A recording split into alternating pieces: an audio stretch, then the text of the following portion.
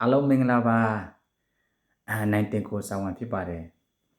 ကျွန်တော်ဒီနေ့လာပြီးတော့ဖြန့်ဝေပေးခြင်းတဲ့အကြောင်းအရာလေးတစ်ခုရှိတယ်เนาะအဲ့ဒါကဘာလဲဆိုလို့ရှိရင်ကျွန်တော်တငယ်ချင်းတွေကျွန်တော်ခဏခဏလာမေးကြတယ်เนาะဆရာကဒီထိုင်းစာတွေထိုင်းစကားတွေတင်ဖို့เนาะဒီဆရာဒီ post တင်ပါလဲဆိုလို့ရှိရင်ဒီထိုင်းစာအကြောင်းတွေထိုင်းစကားအကြောင်းတွေထိုင်းပညာရေးအကြောင်းတွေထိုင်းနိုင်ငံအကြောင်းတွေဒါကြီးပဲပါတာပေါ့နော်ဆိုတော့ဆရာတဲ့ကျွန်တော်တို့ဒီမြန်မာနိုင်ငံသားတွေအနေနဲ့တစ်ချိန်ကြာလို့ရှိရင်မြန်မာနိုင်ငံကိုပြန်มาပဲပေါ့နော်ဆိုတော့ကျွန်တော်တို့ကဒီထိုင်းစကားပြီးတော့ထိုင်းပညာရေးကိုကျွန်တော်တို့ဝင်ရောက်ပြီးတော့လေ့လာသင်လာပေါ့နော်ဒီမိကုန်းကျွန်တော်ဒါလာမေးကြတယ်ပေါ့နော်ဆိုတော့ကျွန်တော်ကတော့ဒီမိကုန်းကိုဒီနေ့ဒီဗီဒီယိုမှာလာပြီးတော့เนาะကျွန်တော်ဖြည့်ရင်းနဲ့ဒါအားလုံးလည်းသိအောင်ကျွန်တော်ညှဝေပေးမှာဖြစ်ပါတယ်เนาะပထမဦးဆုံးအနေနဲ့ဒါကျွန်တော်ပြောချင်တာကကျွန်တော်တို့မြန်မာနိုင်ငံသားတယောက်အနေနဲ့เนาะထိုင်းစာထိုင်းစကားထိုင်းပညာရေးကိုကျွန်တော်တို့ဝင်ရောက်ပြီးတော့လေ့လာသင်ယူလို့ဒါကျွန်တော်ဖြည့်ပေးချင်တယ်ပေါ့เนาะဘာကြောင့်လဲဆိုလို့ရှိရင်မြန်မာနိုင်ငံသားတယောက်ဒီเนาะဒါသူ့အနေနဲ့ဒါမြန်မာစာပေမြန်မာစကားမြန်မာယဉ်ကျေးမှုเนาะမြန်မာပညာရေးမှာသူဒီကြီးပြင်းလာတဲ့တကြောင်မလို့ဒီကလေးကဒါဒီမြန်မာပညာရေးမှာသူရရှိခဲ့တဲ့เนาะသူ့ရဲ့အသိဉာဏ်သူ့ရဲ့ဗဟုသုတเนาะသူ့ရဲ့ပညာနဲ့ဒါသူ့ရဲ့ဘဝကိုသူတည်ဆောက်နိုင်မယ်ပြီးတော့သူ့ရဲ့မိသားစုဘဝပြီးတော့သူ့ရဲ့ကြီးရွာဒါသူ့ရဲ့ခရိုင်ပြီးတော့သူ့ရဲ့နိုင်ငံအဆင့်ကိုဒါသူတည်ဆောက်နိုင်မှာပေါ့เนาะအဲ့ဒီမြန်မာပညာရေးကရတဲ့အသိဉာဏ်ဘုသူတ္တတွေနဲ့ဟုတ်ပြီအဲ့ဒီမြန်မာနိုင်ငံသားတယောက်ဒီเนาะမြန်မာပညာရေးအပြင်ကိုเนาะထိုင်းစာထိုင်းစကားထိုင်းပညာရေးကိုသူကလေ့လာပြီးဆိုပါစို့သူဒီမြန်မာပညာရေးအပြင်ကိုထိုင်းပညာရေးเนาะဒီထိုင်းရဲ့เนาะအသိဉာဏ်ဘဟုတုတပညာတွေအကုန်လုံးသူရမှာဖြစ်ပါတယ်ဆိုလိုတာကကျွန်တော်တို့เนาะဒီပညာရေးတစ်ခုတည်းမှာနေတဲ့လူတယောက်ကနောက်ထပ်ပညာရေးတစ်ခုကိုထပ်ပြီးတော့သင်ယူတဲ့အခါမှာသူဒီပညာရေးနှစ်ခုကိုတွားနေပြီးတော့လေ့လာသင်ယူကိုရရှိမှာဖြစ်ပါတယ်เนาะအဲ့ဒီနေရာမှာကျွန်တော်တို့ကမြန်မာပညာရေးရောထိုင်းပညာရေးရောဒီပညာရေးနှစ်ခုလုံးမှာမတူညီတဲ့အချက်လက်တွေအများကြီးရှိတယ်။ဥပမာကျွန်တော်နမူနာတစ်ခုကိုကျွန်တော်ပြပြတယ်ပေါ့နော်။ထိုင်းပညာရေးစနစ်မှာဆိုလို့ရှိရင်နော်ထိုင်းပညာရေးစနစ်မှာဆိုလို့ရှိရင်သူကဒီထိုင်းနိုင်ငံကြီးတိုးတက်အောင်နော်သူဒီပညာရေးစနစ်ရဲ့ရည်မှန်းချက်ထားတာကိုကျွန်တော်အများကြီးတွေ့ရမှာ။ဒါလုံးဝထင်ရှားတယ်ပေါ့နော်။ဆိုလိုတာကထိုင်းနိုင်ငံကြီးကိုထိုင်းပညာရေးစနစ်နဲ့တည်ဆောက်ထားတာထိုင်းပညာရေးစနစ်နဲ့တည်ဆောက်ထားတဲ့ဒီထိုင်းနိုင်ငံတော်ကြီးကအခုလက်ရှိမှာဘယ်လိုအခြေအနေရှိလဲဆိုတာဒါမြန်မာတွေအားလုံးလက်ခံရမယ့်အခြေအနေဖြစ်တယ်ပေါ့နော်ဆိုတဲ့အခါကျတော့ထိုင်းနိုင်ငံကဒီလိုအဆင့်တိုင်း level တိုင်းမှာနော်ဥပမာတကူကြီးနော်ဒီကိုရဲ့နော်တကူကြီးတခါရ level အဆင့်ကနေပြီးတော့မိသားစု level နော်ကြေးရွာ level ခရိုင် level နိုင်ငံတော်အဆင့် level နော်အဲ့ level တိုင်းမှာသူတို့ကပညာရေးစနစ်နဲ့တည်ဆောက်သွားတာနော်အဲ့လိုပညာရေးစနစ်နဲ့တည်ဆောက်ထားတာဖြစ်တဲ့ကြောင့်မို့လို့ထိုင်းနိုင်ငံတော်ကအခုလိုတိုးတက်နေတာလို့ဒါကျွန်တော်တို့လက်ခံရမယ်ပေါ့နော်လက်ခံရမယ်ဆိုတော့ဒီ level တိုင်းမှာပေါ့နော်ဥပမာကျွန်တော်တို့ဒီကလေးတယောက်ကထိုင်းကလေးတယောက်ကထိုင်းဒီပညာရေးစနစ်တွေကိုရောက်လာပြီဆိုတာ ਨੇ ဒီကလေးတယောက်ရဲ့ဘဝဒီကလေးတယောက်ရဲ့ဘဝကလေး level မှာပေါ့နော်သူ့အနေနဲ့ဒါသူသင်ရမယ့်အသိပညာဘဟုတုတနော်သူ့ရဲ့တကူဒီခါမှာသူ့ကိုသူဘယ်လိုကူးဆိုင်ရမယ်သူ့ပညာရေးသူ့ကျမ်းမာရေးသူ့လူမှုရေးသူ့ပတ်ဝန်းကျင်သူဘယ်လိုတည်ဆောက်ရမယ်ဆိုတာကိုထိုင်းပညာရေးစနစ်ကအကုန်လုံးသင်ပေးတာအဲ့လိုပဲဒီကလေးကမိသားစုရှိလာပြီဆိုလို့ရှိရင်သူ့ရဲ့မိသားစုနော်သူ့ရဲ့ဆွေမျိုးသူ့ရဲ့အတိုင်းဝိုင်းသူ့ရဲ့လူမှုအတိုင်းဝိုင်းမှာသူဘယ်လိုတည်ဆောက်ရမလဲသူ့ရဲ့အလုပ်ကိုင်းသူဘယ်လိုရှာဖွေရမလဲနော်သူ့ရဲ့မိသားစုဝင်ငွေဘယ်လိုရအောင်လုပ်ရမလဲသူ့ရဲ့ပညာရေးကိုသူဘယ်လိုကူးဆိုင်ရမလဲစပြီးတော့ဒီ ဒီထိုင်းပညာရေးစနစ်ကနေပြီးတော့အကုန်လုံးသူ့ကိုသင်ပေးတာအဲ့ဒါအပြင်ကိုသူကသူ့ရဲ့မိသားသူ့ရဲ့တကူကြီးတခါရကိုလည်းသူဖွံ့ဖြိုးတိုးတက်အောင်လုပ်နိုင်ပြီပြီးတော့သူ့ရဲ့မိသားစုကိုလည်းသူမိသားစုသူ့ရဲ့လူမှုပတ်ဝန်းကျင်ကိုလည်းသူဖွံ့ဖြိုးတိုးတက်အောင်လုပ်နိုင်ပြီဆိုလို့ရှိရင်နိုင်ငံတော်အဆင့်ပေါ့နော်နိုင်ငံတော်အဆင့်ဥပမာရွေးကောက်ပွဲဝင်တာမျိုးတော့နော်ဝန်ကြီးချုပ်ဒီလိုမျိုးလုပ်ပြီးတော့နိုင်ငံတော်အုပ်ချုပ်တာမျိုးဒီလိုနိုင်ငံတော်အဆင့်ကိုလည်းသူကနေပြီးတော့နော်ပညာရေးလူမှုရေးကျန်းမာရေးအစရှိတဲ့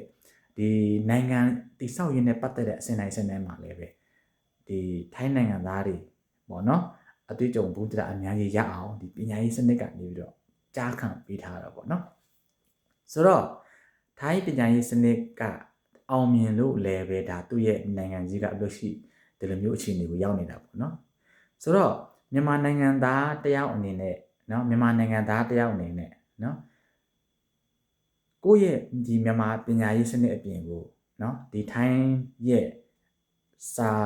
ာနော်ထိုင်းစကားထိုင်းရဲ့ပညာရေးစနစ်တွေကိုဝင်ပြီးဆိုလို့ရှိရင်သူဒီမြန်မာနော်အသိပညာဗဟုသုတနော်အပြင်ကိုထိုင်းအသိပညာဗဟုသုတသူဒီတကူတခါရမှာမိသားကိုယ့်ရဲ့ခန္ဓာကိုယ်ဘယ်လိုဖွံ့ဖြိုးတိုးတက်အောင်လုပ်မလဲမိသားစုဘယ်လိုဖွံ့ဖြိုးတိုးတက်အောင်လုပ်မလဲစသဖြင့်သူဒီထိုင်းပညာရေးစနစ်မှာလည်းပဲသူဒီအဲ့ဒါတွေကိုသူအကုန်လုံးသင်ခွင့်ရရှိမှာဖြစ်ပါတယ်ပေါ့နော်တစ်ချိန်ကြရင်နော်ထိုင်းနိုင်ငံမှာမနေတော့ညာလည်းပဲနော်မြန်မာနိုင်ငံမှာပြန်ဝိုင်းရင်တောင်မှသူဒီကရခဲ့တဲ့အသိပညာဗဟုသုတနော်သူရဲ့ဒီဘဝတွေကိုသူဖွံ့ဖြိုးတိုးတက်အောင်သူလုပ်နိုင်မဲ့သူမှာအခွင့်အရေးအများကြီးရှိသွားပြီပေါ့နော်ဒီနေရာမှာကျွန်တော်နမူနာတစ်ခုကိုကျွန်တော်ပြချင်တယ်ပေါ့နော်ကျွန်တော်ရဲ့ဒီမိတ်ဆွေတငယ်ချင်းတော်တော်များရှိသူတို့တွေကဒီထိုင်းနိုင်ငံတွေကိုသူတို့ဝင်လာထိုင်းစကားတစ်လုံးမှမတတ်ဘူးထိုင်းစာလည်းတစ်လုံးမှမတတ်ဘူးနော်ဒီလိုပဲတတိအိမ်မှာပေါ့နော်သွားပြီးတော့အလုပ်ဝင်လုပ်တယ်တတိကဥမာငါးမွေးမြူရေးတို့အများကြီးလုပ်ငန်းတွေမှုစိုက်ပျိုးရေးတို့အများကြီးရှိတာပေါ့နော်အဲ့ဒီမှာသူတို့ဝင်လုပ်တယ်ရောက်ခါစားတော့ကသူတို့ထိုင်းစကားလည်းမရဘူးထိုင်းစာလည်းမရဘူးဘာမှသူတို့မရဘူးနော်ဒါပေမဲ့တခုရှိတဲ့ကသူတို့ကတော့ညံကတော့ဒါတော်တော်လေးကိုကောင်းတာပေါ့နော်ဆိုတဲ့ခါကျတော့ဒီထိုင်းတတိနဲ့နေတယ်ထိုင်းအလုပ်သမားတွေနဲ့ပေါင်းသင်းဆက်ဆံတယ်ကြာလာတဲ့ခါကျတော့အဲ့လိုပေါ့နော်ပြောရင်းဆိုရင်းနဲ့ထိုင်းစကားရလာတယ်ပြီးတော့ဒီမိတ်ဆွေတွေတင်ပြီးလို့ထိုင်းစာလည်းရလာတယ်အဲ့ဒါအပြင်ကိုဒီသူတို့ဒီအနီးနားမှာနေတဲ့ဒီထိုင်းတတိရဲ့နော်ဥမာမိုဆိုင်တဲ့တတိနဲ့နေတယ်ဆိုလို့ရှိရင်မိုဆိုင်တဲ့ပညာတွေသူတို့ကနေပြီးတော့သင်ယူခွင့်ရလာတယ်ထိုင်းစကားကျွမ်းကျင်လာလေထိုင်းစာကျွမ်းကျင်လာလေသူအနေနဲ့ဒီထိုင်းတတိရဲ့လုပ်ပုံကိုင်ပုံတွေသူရဲ့နီးစနစ်တွေအကုန်လုံးကိုသူညဘုဒ္ဓတပညာတွေအများကြီးသူရလာအဲ့လူတွေတစ်ချိန်ကြတော့ပညာရေးပြည့်ဝလို့မြန်မာနိုင်ငံကိုပြန်တဲ့အခါเนาะသူတို့ကိုယ်ပိုင်လုပ်ငန်းလေးတွေသူတို့တီထောင်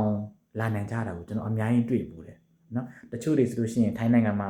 နေပြီးတော့ရေပုံးလုပ်တဲ့နည်းပညာလေးတွေယူသွားတယ်တချို့ကျတော့ဒီငခူသားဖောင်းနေနည်းလေးတွေယူသွားတယ်တချို့ကျတော့တပည့်အကိုင်းကူနည်းလေးတွေယူသွားတယ်စသဖြင့်ပေါ့เนาะဆိုတော့သူတို့ပြန်ပြီးတော့သူတို့ရဲ့ဘဝကိုတည်ဆောက်နိုင်ကြတာเนาะကျွန်တော်အများကြီးတွေ့ဖူးတယ်ပေါ့เนาะအဲ့ဒါအပြင်ကိုတကယ်လို့ဒီလိုလုပ်ငန်းသူတို့မလုပ်နိုင်ဘူးဆိုရင်တော့မှဒီထိုင်းမှာနေရင်းနဲ့ထိုင်းမှာဆက်နေမယ်ဆိုရင်ဒါသူတို့တွေဒါအလုပ်သမားခေါင်းဆောင်တို့မန်နေဂျာတို့ပေါ့နော်လစာမြင့်မားတဲ့နေရာတွေမှာသူတို့ရရှိမှာဖြစ်တယ်ပေါ့နော်ဆိုတဲ့ခါကျတော့သူတို့ရဲ့ကလေးတွေကလည်းပဲဒီထိုင်းနိုင်ငံမှာတချို့တွေဆိုလို့ရှိရင်နေတာပျော်သွားတယ်နော်ထိုင်းဘွဲတွေရကုန်တယ်ပြီးတော့ထိုင်းနိုင်ငံမှာပျော်ပြီးတော့မြန်မာနိုင်ငံကိုတော့မပြန်တော့ဆိုတော့ဒီကလေးတွေကလည်းပဲထိုင်းနိုင်ငံမှာဆက်နေပြီးတော့ဒီဘယ်လိုပြောမလဲတချို့တွေဆိုရှင်ထိုင်းနိုင်ငံသားတော်မှာခံယူပြီးတော့ဒါသူတို့ထိုင်းနိုင်ငံသားအဖြစ်နဲ့သူတို့ရဲ့ဘဝတွေကိ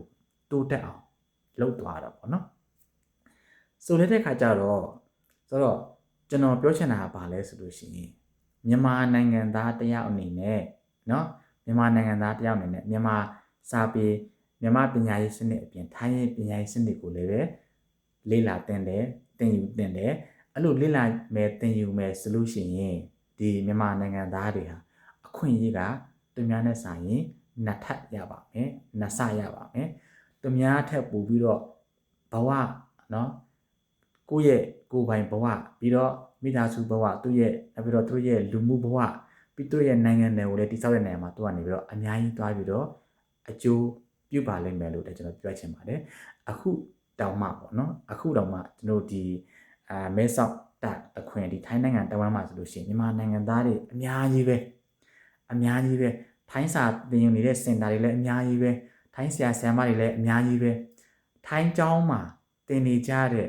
နော်သင်နေကြတဲ့မြန်မာကျောင်းသားတွေလည်းအများကြီးပဲနော်တစ်ချိန်ကြာလို့ရှိရင်ဒီကလေးတွေဒီနော်ဒါမှမဟုတ်လို့ရှိရင်ဒီလူတွေဒီအလုပ်သမားတွေဒီ